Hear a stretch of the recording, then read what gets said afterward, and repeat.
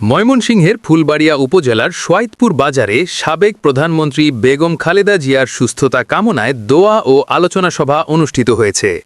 সাবেক ইউপি সদস্য মোহাম্মদ রুহুল আমিনের সভাপতিত্বে এবং বিএনপি নেতা ইব্রাহিম খলিল খোকনের সঞ্চালনায় সভায় স্থানীয় নেতা জুয়েল, জাকির হোসেন শহীদ ও আবুল কালাম আজাদ সংক্ষিপ্ত বক্তব্য দেন। শেষে বেগম খালেদা জিয়ার দ্রুত আরোগ্য কামনায় বিশেষ মোনাজাত করা হয়।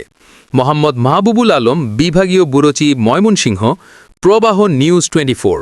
প্রবাহিত হোক তথ্য, উন্মোচিত হোক সত্য। উপজেলার 4 সীমানার যিনি কান্ডারি,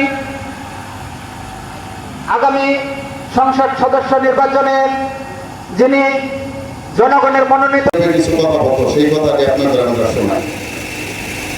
যেমন বলে, আমি ফুলবাড়িয়ারা চাঁদাবাজ মুক্ত, মাদক মুক্ত ফুলবাড়িয়া করতে চাই। এটা তোমরা আমাকে সহযোগিতা করো। আমি কিভাবে করব? তোমরা আমার পরিশ্রম যারা করতেছো কর্মী করে আমি চাঁদাবাজ বানাবো না। সেটা যারা পরিশ্রম করতেছো এরা রানার কর্মীরা কোনোদিন চাঁদাবাজ হতে পারে না। যেন ওনাকে বাঁচিয়ে রাখে এবং ইনশাল্লাহ মানুষের দোয়া করলে সেই দোয়া আল্লাহ তাআলা পূরণ করে।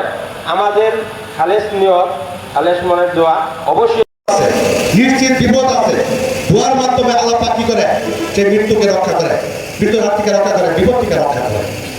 আজকে আমাদের দেশমাতা, 3 বারের প্রধানমন্ত্রী, রাষ্ট্রপতির সহধর্মিণী বেগম খালেদা জিয়া আজকে মৃত্যু সজ্জায় উনি আছেন।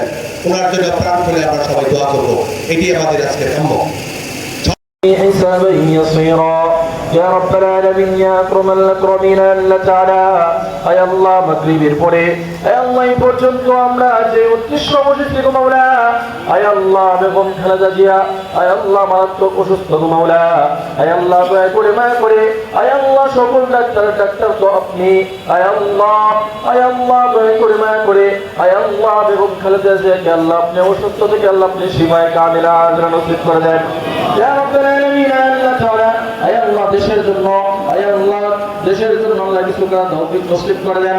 আয় আল্লাহ সর্বোপরি আয় আল্লাহ খালেদাকে আল্লাহ আপনি অসুস্থ থেকে আল্লাহ আপনি হেফাজত করেন।